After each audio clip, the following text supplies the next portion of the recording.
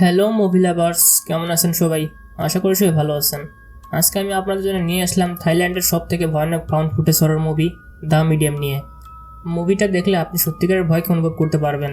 তো চলুন বেশি বক না করে মুভির এক্সপ্লেনেশনটা শুরু করি। মুভির শুরুতে আমাদের একটি গ্রাম দেখানো হয়, যেখানে একদল টিম একটি ডকুমেন্টারি মুভি বানানোর জন্য এসেছিল। তারা প্রিস্ট শামানের কাহিনী বানানোর জন্য এসেছিল।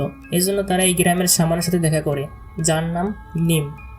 নিম বলে আমাদের গ্রামের লোক সকল জিনিসের পূজা করে, যেমন পাহাড়, নদী, জানোয়ার, জঙ্গল, এমনকি ঘরবাড়িও। আমরা দুই ধরনের আত্মাকে বিশ্বাস করি।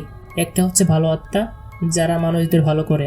অন্যদিকে অন্যটি হচ্ছে খারাপ আত্মা, যারা মানুষদের ক্ষতি করে। নিম বলতে থাকে, আমাদের গডের নাম বায়ান। তিনি সত্যিই একজন ভালো গড। তিনি বছরের পর বছর আমাদের রক্ষা করে আসছেন। তিনি প্রতিবার মিডিয়াম হিসেবে আমাদের পরিবারের একজন সদস্যকে চুজ করেন।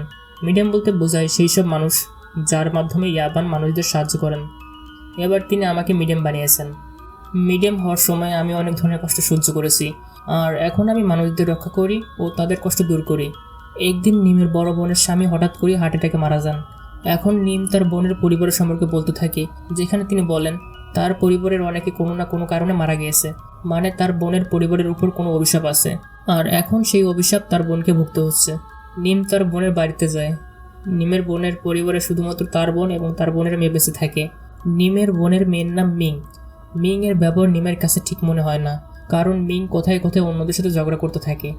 একদিন রাতে নিম মিংকে ডাকছিল, কিন্তু মিং কোনো জবাব দেয় না। তখন নিমের নজর মিং এর উপর পড়ে, এবং যেখানে মিং একদৃষ্টি একটি বৃদ্ধ মহিলার দিকে তাকিয়ে থাকে। পরের দিন যখন সকাল হয়, তখন সবাই সেই বৃদ্ধ মহিলাকে মৃত অবস্থায় পায়। এটা দেখে নিম মিং এর উপর অদ্ভুত কোনো কিছুর আন্দাজ করে। এর পরের দিন নিম তার বোনের বাড়িতে যায় এবং মিনের রুমে কিছু খুঁজতে থাকে। সে মিং এর আলমারিতে আজব কিছু জিনিস পায়, যেটা সাধারণত আত্মাদের দূরে রাখার জন্য ব্যবহার করা হয়। ঠিক তখন সেখানে মিং চলে আসে এবং সবকিছু নিমের কাছ থেকে কেড়ে নেয় এবং তাদের রুম থেকে বের করে দেয়।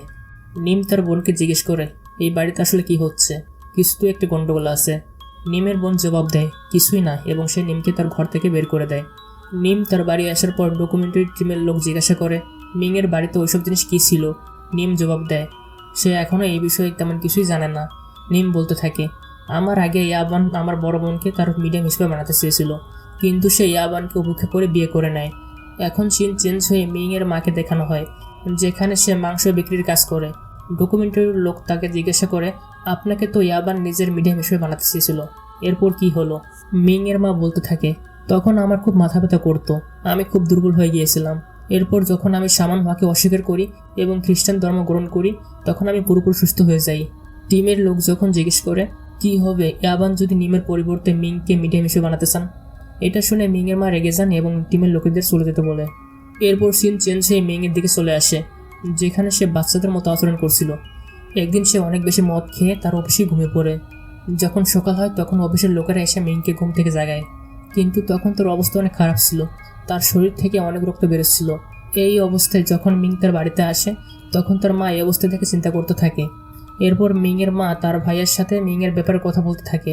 তখন তার ভাই বলে, হয়তো ইয়াবান মিংকে মিডিয়াম বানাতে চাচ্ছে, তোমার অনুমতি দিয়ে দেওয়া উচিত। অন্যদিকে মিংয়ের বস মিংকে চাকরি থেকে বের করে দেয়, কারণ অফিস ছুটির পরে মিং প্রতিদিন রাতে সেখানে খারাপ কাজ করতো, আর যেটা তার বস ক্যামেরা রেকর্ডিংয়ের মাধ্যমে দেখতে পেয়েছিল। মিংও এখন সব ব্যাপার অনেক বেশি ক্লান্ত হয়ে পড়ছিল। একদিন তো মিং নিজেকে মেরে ফেলার চেষ্টা করছিল, কিন্তু তার মা তাকে দেখতে পেয়ে তাড়াতাড়ি করে হসপিটাল নিয়ে যায়। এরপর নিম হসপিটালে মিংকে দেখতে আসলে মিংয়ের মা নিমকে বলতে থাকে, মিংয়ের সাথেও সেসব হচ্ছে যেটা আমাদের সাথে হয়েছিল। তখন নিম বলে, না, এইটা ইয়াবানের আত্মা না, এইটা কোনো খারাপ আত্মা যেটা মিংয়ের শরীরকে বশ করে ফেলেছে। এইসব ব্যাপারে আরও জানার জন্য নিম আবার মিংয়ের বাড়িতে যায়। সেখানে গিয়ে নিম জানতে পারে মিংয়ের ভাই সুসাইড করে মারা গিয়েছিল। এখন নিম সেখানে যায় যেখানে মিংয়ের ভাই সুসাইড করেছিল। নিম সেখানে গিয়ে মিংয়ের ভাইয়ের আত্মাকে জিজ্ঞাসা করে, তুমি তোমার বোনের সাথে কেন এমন করছো? কিন্তু সেখান থেকে কোনো জবাব আসে না। নিম তখন সেখানে দাঁড়িয়ে রিসুল করতে থাকে। অন্যদিকে মিং সুস্থ হয়ে যাওয়ার পর তার মা তাকে এক পৃষ্ঠের কাছে নিয়ে মিংয়ের জন্য পূজা করতে থাকে। ঠিক তখনও সেখানে নিম চলে আসে এবং সবকিছু বন্ধ করে দেয়। এটা দেখে মিংয়ের রাগ ওঠে এবং সে সেখান থেকে দৌড় দিয়ে কোথায় যেন চলে যায়। সবাই মিল তাকে অনেক খোঁজাখুঁজি করে, কিন্তু মিংকে তারা খুঁজে পায় না। তারা পুলিশে রিপোর্ট করে। এরপর নিম আবারও মিংয়ের রুম খোঁজাখুঁজি করে। এবার তারা মিংয়ের রুম থেকে অনেক খারাপ কিছু জিনিস খুঁজে পায়। এরপর নিম মিংয়ের রুমে পাওয়া জিনিসগুলো নিয়ে সেখানে যায় যেখানে নিমের ভাই আত্মহত্যা করেছিল, এবং ওখানে গিয়ে রিসুল করতে থাকে। এরপর একদিন পুলিশ মিংয়ের মাকে কল করে তাকে পুলিশ স্টেশন যেতে বলে। পুলিশ স্টেশন যাওয়ার পর তারা মিংয়ের মাকে একটি রেকর্ডিং দেখায়, যেখানে তারা ভয়ানক কিছু দেখতে পায়।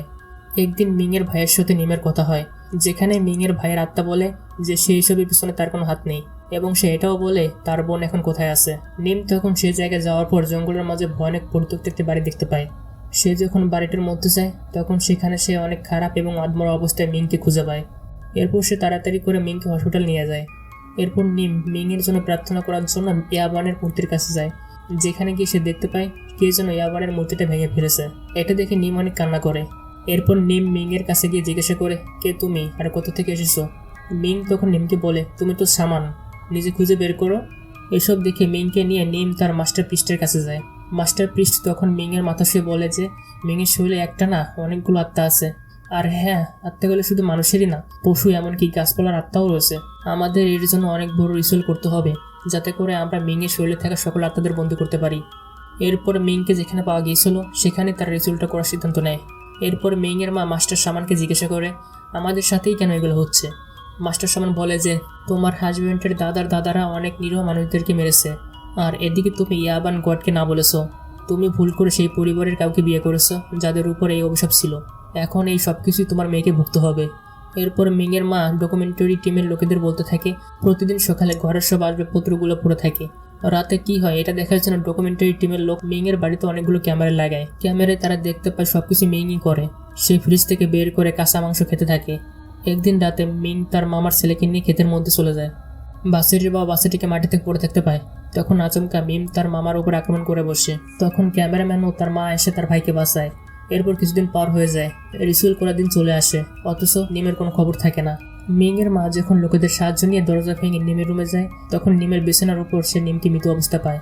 এরপর তারা নিমের শেষকৃত্য সম্পন্ন করে। মিংয়ের মা তখন মাস্টার পৃষ্ঠকে জিজ্ঞাসা করে নিমের মৃত্যু কীভাবে হলো। মাস্টার পৃষ্ঠ কিছুই বলতে পারে না। নিমের মৃত্যু অজানাই থেকে যায়। এখন মাস্টার পৃষ্ঠ একাই মিংয়ের রিচুয়াল করার সিদ্ধান্ত নেয়। মিংকে যে বাড়িতে পাওয়া গিয়েছিল মাস্টার সেখানে রিচুয়াল শুরু করে। তাদের পরিকল্পনা ছিল সকল আত্মাদের একটা হাড়িতে বন্দি করে পুড়িয়ে ফেলা। মাস্টার মিংকে তার রুমই বন্দি করে রাখে এবং সেখানে কিছু লোকদের পাহাড় দিতে বলে। সে মিংয়ের দরজার বাইরে কাগজে কিছু মন্ত্র লিখে রাখে যাতে মিং বেরোতে না পারে। মাস্টার পৃষ্ঠ সেখানে থাকা লোকেদের বলে যাই হোক না কেন তারা যেন দরজা না খুলে। এখন মাস্টার পৃষ্ঠ মিংয়ের মায়ের শরীরের সকল আত্মাদের এনে তাদের একটা মাটির হাড়িতে বন্দি করে ফেলে।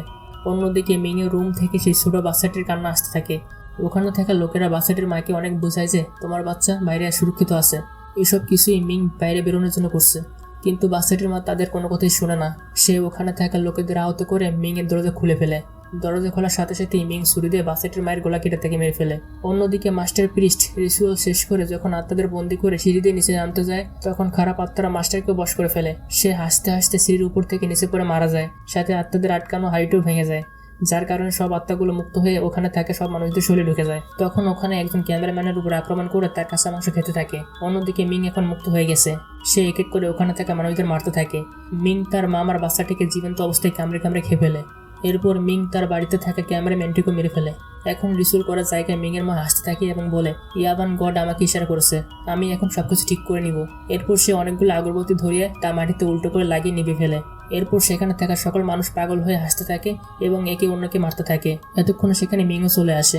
তখন মিংয়ের মা মিংয়ের মাথায় হাত রেখেই বলতে থাকে তোমরা কে আর কেন আমার মেয়ের পিছে পড়ে আসো। তখন মিং বলতে থাকে এখানে কেউ বাঁচবে না। এরপর মিং তার মায়ের শরীরে তেল দিয়ে জীবন্ত আগুন লাগিয়ে দেয়। এরপর সেখানে থাকা লাস্ট ক্যামেরাম্যানটিকেও মিং মেরে ফেলে। এভাবে মুভিটির ডি এন্ড হয়।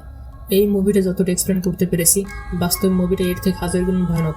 যারা হরর মুভিজ পছন্দ করেন তাদেরকে এই মুভিটি পুরো দেখার জন্য বিশেষভাবে অনুরোধ করা হলো। আজকে মুভির কাহিনীটা এখানে শেষ।